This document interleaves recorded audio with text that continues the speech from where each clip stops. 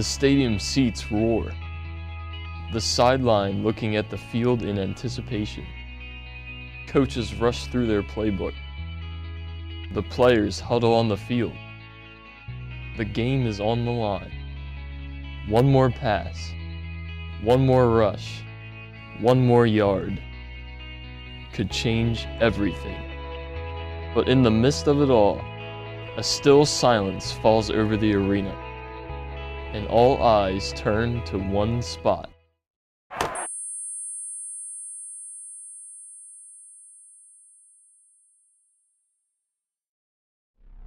Every year, over 1 million athletes suffer from severe injuries, ranging from brain injuries to knee and bone injuries. 45% of athletes suffer from a serious injury within their athletic career. 10% of those injured athletes acquire injuries that put them out of play for 3 months or more. 1/6 of athletes with concussions suffer from 2 or more concussions.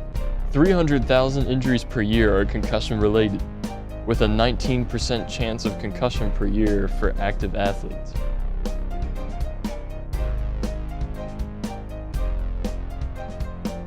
Some of the most injury-related sports are baseball, soccer, and football. Football taking up more than 1/4 of all sports injuries.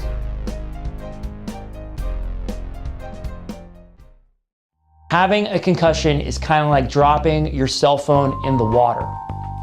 The water does not physically break the phone, right? The case doesn't crack, the screen isn't broken, but the water disrupts the circuits and the manner in which the phone allows itself to operate to do the things that we like to do.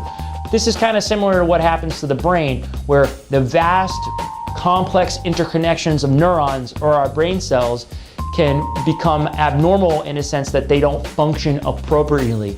So it's not any particular one area of the brain, but more the complexity of the interconnection of different parts of the brain. My concussion affected me physically. My head shook a lot. It looked like almost looked like I had Parkinson's disease, which some of my friends made jokes about, which I thought were funny, but sort of made me a little bit sad. But after a while, the shaking stopped. About a month after my concussion, around mid-October, I got my concussion September 12th, our opening game against Washington Township. But after the shaking stopped, I got my confidence back a little bit because people started treating me a little bit differently. Because when my shaking happened, people were sort of afraid to talk to me about my concussion. Like, they sort of treated me differently. Like, they were sorry for me, which I didn't really like, because I don't like feeling sorry for myself, because everything happens for a reason. I think my concussion happened for a reason. One of the things that's most challenging when dealing with the particularly acute setting of concussion is a lot of the symptoms are very vague and can often be mistaken for other problems such as a common cold. We're talking about headache, nausea, dizziness, feeling foggy. I've even heard patients describe those symptoms as something that you could experience with seasonal allergies. So when I see a patient in the office, generally we're talking about these types of symptoms in conjunction with a known hit to the head. And when we have that history of a hit to the head, now we're seeing these symptoms, then we're more concerned about a concussion. The challenge with concussion is it's an injury to your brain, and the brain is obviously one of the most important things in your body. You can't live without your brain. So you want to be aware that even though all of the short-term symptoms can and often do recover, or athletes can and do recover from the short-term symptoms, there can be long-term consequences. And the research currently right now shows that there may be some association with things like chronic traumatic encephalopathy, which again you see a lot with research with the NFL players and other professional athletes. There can also be long-term memory deficits, and this is not a 100% associated thing. A lot of times it's more related to increased risk that some individuals can develop these symptoms over time independent of a concussion. Unfortunately, concussion might increase that risk. Untreated brain injuries are sometimes some of the things that keep me up at night. And I spend a lot of time talking to my patients and their parents about this. Our brain is by far the most important organ on our body because the rest of the organs and we as people do not exist without our brains. So it needs to be protected as such. And so one of the things that I absolutely emphasize to the nth degree with every patient that comes in front of me is that safety needs to be the absolute priority. It has to come first. So any individual that starts to have symptoms of a concussion after getting to the hit in the head needs to recognize these symptoms and remove themselves from play. Because even though the risk is very low, there is the theoretical risk for potential serious catastrophic injury, including death. And that's something that absolutely needs to be remembered and cannot be ignored. Other times there is absolutely concern for long-term neurological deficit and other problems. And this is why when an athlete is identified as potentially having a concussion, they need to be removed from play.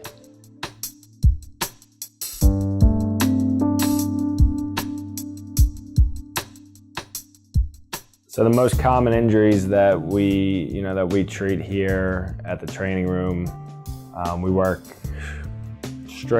not strictly, but probably 80% athletes, and then our adult population is fairly active. So we treat a lot of knee injuries, shoulder injuries, and elbow injuries. For the knee, we see a lot of ACL injuries, especially in girls, high school girls. And then as far as elbow and shoulder, that comes, with baseball, and a lot of kids now are specializing in one sport, which leads, especially in baseball, overuse injuries in the shoulder and the elbow.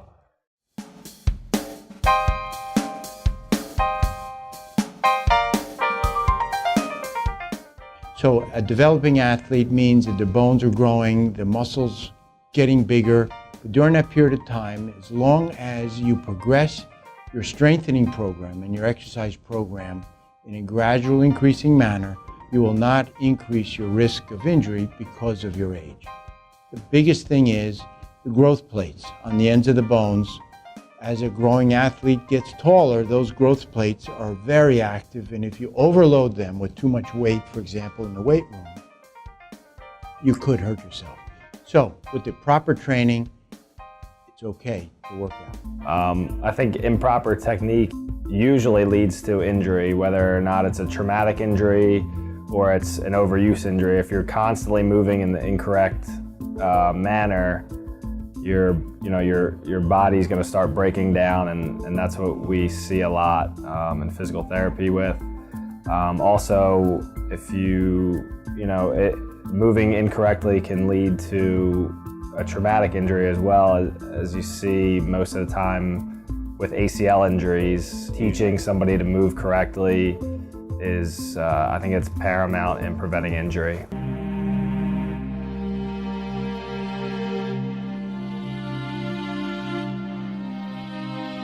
We have no good prevention for an ACL tear. No braces will protect them, but we're learning more about the training that goes into protecting the knee joint. And that involves more than just exercising the knee, but it involves exercising the core strength, which has been neglected, balance, technique, strength around the knee joint will help diminish the ACL injuries. And we're still doing studies. In fact, here at the Rothman Institute, we're doing big studies right now on understanding prevention or diminishing the results of a catastrophic knee injury. Equipment already is evolving, and the challenge with equipment is, to date, there is no equipment that has been proven to reliably reduce the risk of concussion. And you have to remember that concussion is a brain inside the skull phenomenon. I often explain to parents and my patients that you could wrap your head in Kevlar, bubble wrap, and then encase it in concrete. And you can get hit in the chest or body hard enough to transmit the forces to the brain that can result in a concussion. And that's definitely something that parents don't necessarily want to hear, because every good parent wants to protect their child in any way that they can. So when I say that equipment is evolving, one of the things that's happening is improvement in detection of impacts that could potentially lead to concussion. So a lot of new football helmets have sensors in them that can detect increases in velocity and acceleration. And there's some theory and evidence that there may be some ability to translate that information into making developments that could potentially down the line increase our ability to detect and decrease the risk. Unfortunately, right now, the science isn't quite there yet.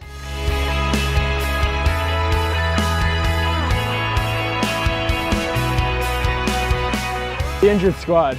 You'll see our team walking down the hill, see the whole entire team walking, and behind we see about 10 to 15 injured kids, which you don't really see with many teams. You see maybe 3 or 4 kids with that team that are injured walking around the team, not wearing any pads, just wearing their jerseys. But our injured squad, it's a group of characters, you know. We got a bunch of kids with concussions, a couple kids tore their ACL, a couple kids have injuries in their knees, ankles, broken arms, broken fingers. It's a lot of kids, walking wounded we call them. It's an awesome feeling knowing you got a bunch of guys behind you who are going through the same stuff as you, who can't play for a certain amount of games or even for the year.